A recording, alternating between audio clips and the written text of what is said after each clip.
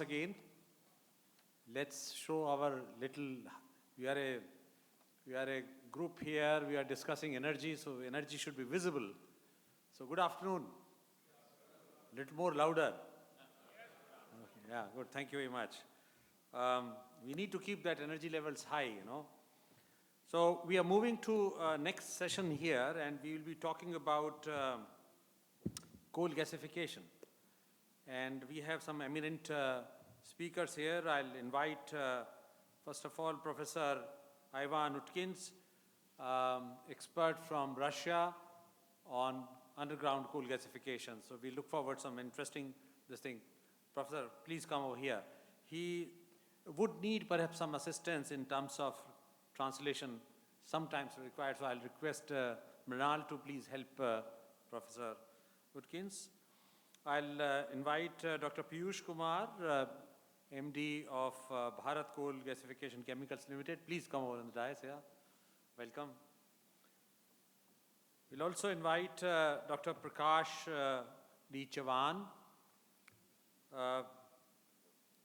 Chief Scientist and Head of the Gasification and Catalyst Research Group in the Institute of CIMFR. Please welcome, please come here. And we have also another wonderful speaker, Shri Debarka Chakraborty from a consulting group, Dastur Energy. So they've been doing a lot of work on that. And we'll try to keep this session pretty vibrant, and please feel free to ask questions on that. But just to set the tone in the right perspective, I will share some of the slides here so that we have the right context here. With this session, we have been discussing about HSE, health, safety, environment. For any industry, for any organization, to my mind, it's very important. When we talk about and see how the international companies are working, the first thing they do, and I was on the board of some of the companies in Indian companies working internationally, the first thing they used to do is take a pledge on HSE. All the board members used to take, so it flows right from the board. Number two, the first agenda on the board was always on HSE. Safety record, why this accident has taken place, what are the reasons, who are responsible. They were even called to the board to explain and take remedial measures and then prove in the next that they have been implemented. When it comes to a critical area for industry, it's obvious that the industry should post the best people in the HSE, not as a punishment, but the best people to really make a change, drive a change here. We have discussed that this is a cultural issue, and when it becomes cultural issue, we should adopt best practices. It's a behavioral issue also. So while you have the best technologies, best process, and best way to work, you know it, but it's the person who really adopts and does that at the site. So it's a behavioral issue. How you make that person really follow those policies and all, that's very important. Coming to coal, coal has been, we've been using coal for decades and all, the whole world. But when it comes to India, we are also considered, we have the 4th largest deposits, all right, but we are also the 3rd largest polluters in the world. We should be conscious of that. So the challenge is, we see what is the trend.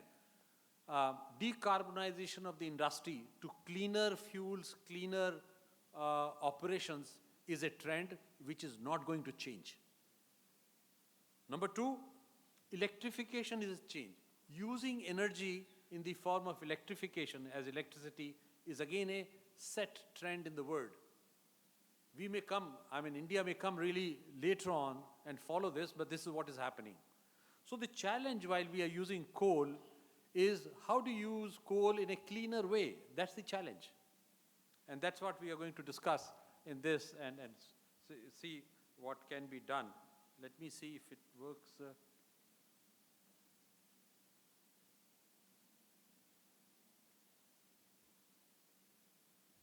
Yeah.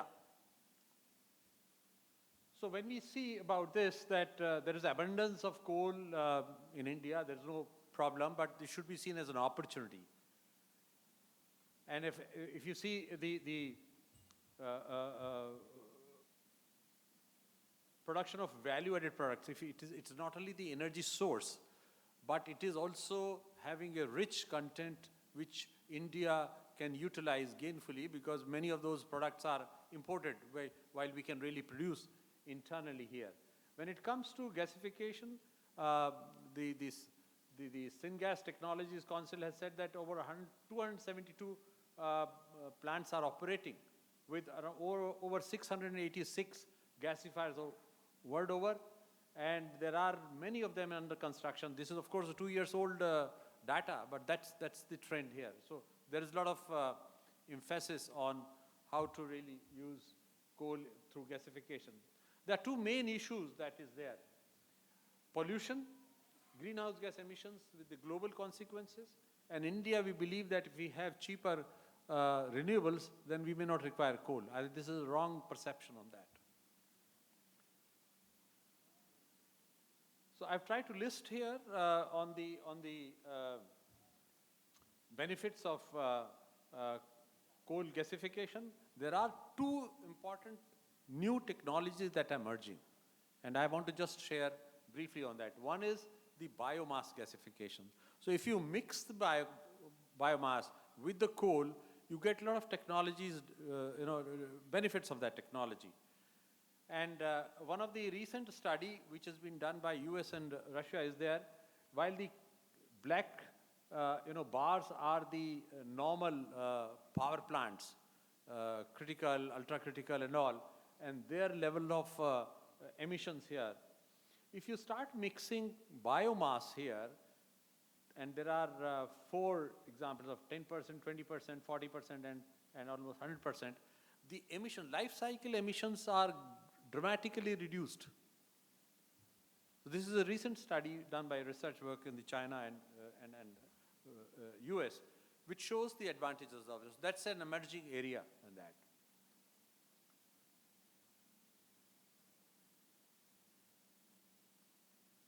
This thing is not working.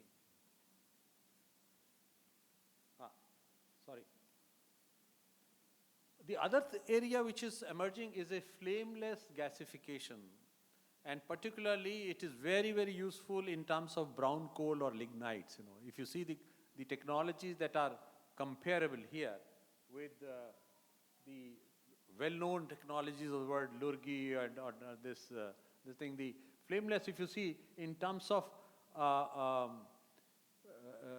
the production of emissions, conversion efficiencies, all are much higher on that. So this is another area which is very emerging area, and I think we need to really take note of that, flameless gasification. Also in terms of power plants which are using coal along with biomass, if you see this, it is much more beneficial there. There's a dramatic change in the emissions there, and you can take advantage of this. In terms of water consumption, which is a critical item again for a country, and the carbon dioxide emissions again, if you see, these things are much, much better, this technology, flameless gasification, compared to the normal gasification here. So I think these are the emerging things which we need to take note of that and use that. Some of the recent developments here, we are all aware of the Talcher projects. A new entrant, New Era had announced some major investment in a gasification project, 5 million tons per year coal, big project. There are, of course, a lot of work being done indigenously, where we have Reliance and Thermex, BHEL, all have now developed their technologies which are pretty much useful and are available. We know Dr. Chavan is there. The institute has done wonderful work in terms of designing of the gasifiers and use of catalyst, and they've used for all types of coals of the country and are able to really give design and fabricate that. So these things are available here. These are some of the projects that are there. Some of them are operating for long term. Worldwide, there are certain technologies like Japan, you can, off the shelf, you can buy high call, which is coal to hydrogen. The technology is available, or Eagle, multi-purpose thing for this you can buy off the shelf. Standard technology is available in the world here. Some catalytic hydrothermal, high pressure, this thing is there. Indonesia is going a big way into gasification. They have done a major project, a detailed feasibility study. So there are a lot of this thing. The government of India also has come up with an incentive scheme, which is now being proposed of viability of funding for gasification projects. We are yet to see, of course, the formal ratification and notification of this policy, but it's definitely a very good step towards helping gasification. And why gasification? Because the technology has proven that direct burning of coal versus gasification, there is a benefit about 15 to 17% less emissions there. So it's an internationally accepted, cleaner technology in terms of usage of gas. Underground technology, there's a huge amount of coal that would remain unmined. We don't have technology to mine that.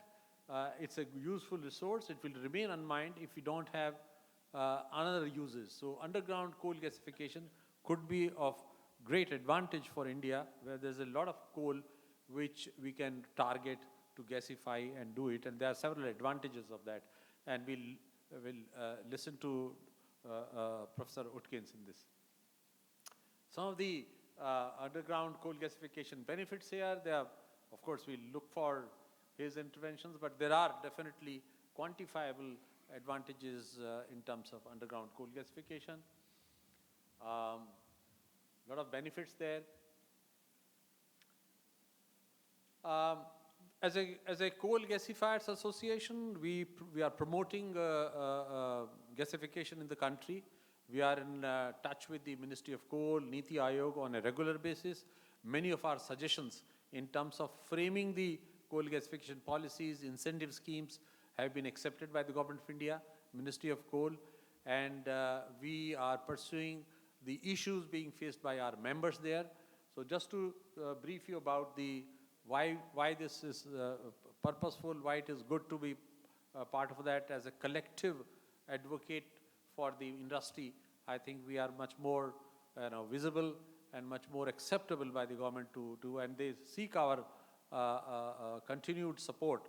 And we have also suggested that for underground coal gasification as well, the policy needs a total review, and we'll be happy to help them in developing this new policy.